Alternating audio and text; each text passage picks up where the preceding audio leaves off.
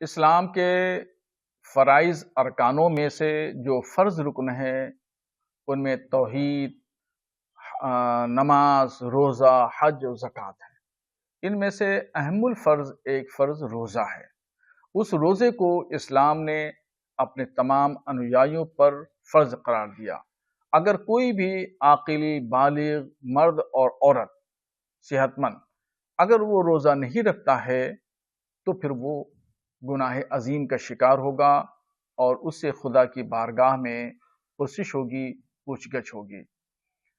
हिंदुस्तान की एक मशहूर क्रिकेट शख्सियत मोहम्मद शमी साहब हैं। उन्होंने क्रिकेट के दरमियान पानी पिया या कुछ और चीज़ पी। तमाम लोग उनको देख रहे थे और इस दरमियान जब वो खेल रहे हैं तो इसका मतलब वो सेहतमंद हैं, तंदुरुस्त हैं, तवाना हैं। अब ऐसी कंडीशन में उन्होंने रोज़ा नहीं रखा और रोज़ा न रख करके फिर उन्होंने पानी भी पिया। दुनिया ने देखा उनको पानी पीते हुए, तो एक उनके ज़रिए से एक गलत पैगाम अवाम में गया और रोज़ा न रख करके उन्होंने गुनाह का काम किया। तो उनको ऐसा नहीं करना चाहिए और वो शरीयत की नज़र में वो मुजरिम हैं और गुनहगार हैं। खुदा के यहाँ उनको जवाबदेह होना पड़ेगा। देखिए, आज सुबह से मोहम्मद शमी को लेकर जो कंट्रोवर्सी हो रही है कि उन्होंने क्रिकेट के मैदान में एनर्जी ड्रिंक पी और उन्हें रोज़ा नहीं रखा। मैं समझता हूँ कि रोज़ा जो है इस्लाम के बुनियादी रुकन है। ये तमाम मुसलमानों पे फ़र्ज़ है, लेकिन मैं समझता हूँ कि जो उनका पिक्चर दिख रहा है, जो फ़ोटो दिख रहा है, ये एआई का दौर है। हो सकता है कि उनके फ़ोटो के साथ किसी ने छेड़छाड़ किया हो, तो उनसे रोज़े की तस्दीक होना ज़रूरी है। जल्दबाज़ी में इस तरह की बात कहना कि वो मुजरिम है, उन्होंने इसके खिलाफ काम किया है, मैं समझता हूँ कि एक जल्दबाज़ी है। अगर तस्दीक होती है तो उसके ज़िम्मेदार खुद मोहम्मद शमी होंगे। जी, मुल्क के लिए खेल रहा है। पाकिस्तानी भी खिलाड़ी हैं, जिन्हें कितने खिलाड़ी हैं ऐसे बगैर रोजा रखे जो मैच खेलते हैं, कोई नई बात नहीं है।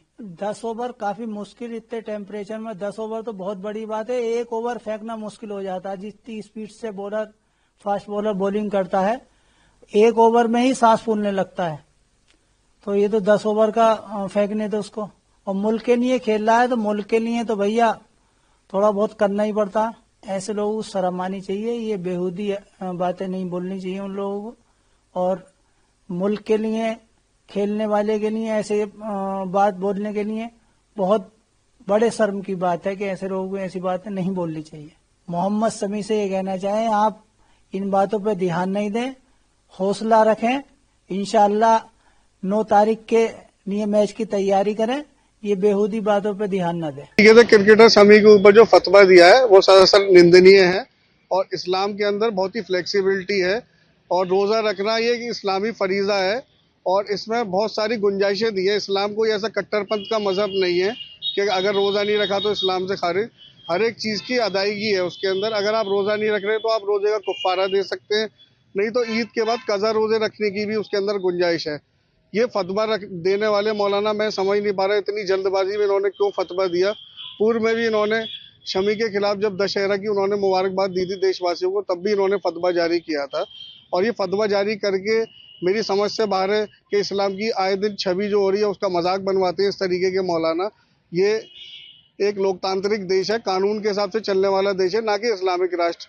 और उन्हें फतवा देने का इतना शौक है तो पाकिस्तान चले जाए, वहां जाके फतवे दें। और देश से बढ़ के कुछ नहीं है और स्वामी ने जो कुछ किया वो ठीक किया बिल्कुल। और उसे इन चीजों पर फोकस करने की कोई जरूरत नहीं है।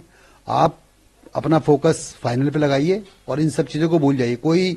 आपने कोई गुनाह नहीं किया, आपने देश के लिए किया है जो कुछ किया है और वो सबसे पहले है। हर चीज से रोजा आप अपने लिए रखते हैं, नमाज आप अपने लिए पढ़ते हैं, भाई देश के लिए जो करना है वो पहले करिए। वो चीजें अपने लिए पर्सनल चीजें जो वो बाद में भी कर सकते हैं आप। मैं जो भी टोल कर रहे हैं मैं उनसे हाथ जोड़ के विनती करता हूं कि आप अगर देश प्रेमी हैं तो ऐसी चीजें ना करें। आप टीम के साथ खड़े हों और उन्हें सपोर्ट करें।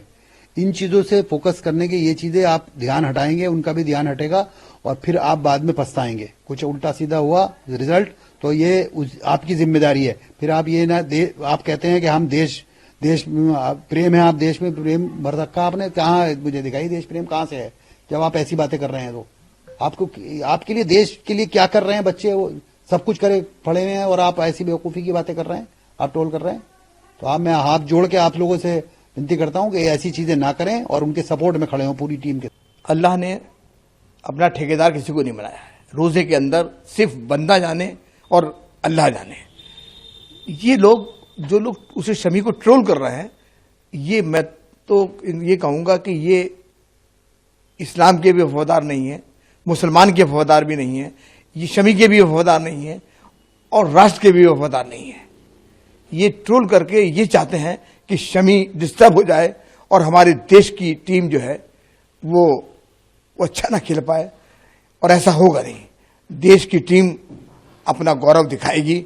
और दूसरी बात यह है कि रोजे के अंदर जब हम सफर में होते हैं तो अल्लाह ने तमाम ताकत हमें पावर्स दी हैं कि हम रोजा छोड़ के सफर के अंदर अपने कारोबार के अंदर रोजा छोड़कर कारोबार कर सकते हैं और उसके बाद कज़ा रोजा रख सकते हैं। और ये तो दूसरे देश का मामला है। जब अल्लाह ने अपने देश के अंदर 45-50 किलोमीटर के ऊपर ये कहा है कि अगर आप सफर कर रहे हैं तो आप रोजा छोड़ के रोजा कज़ा कर सकते हैं, बीमारी के आलम में कज़ा कर सकते हैं, और कोई परेशानी है तो कज़ा कर सकते हैं। तो जब आदमी रोजा, जो अल्लाह ने इस्लाम को इतना आसान किया है, तो ये कट्टरपंथी इस्लाम को सख्त करने वाले कौन होते हैं?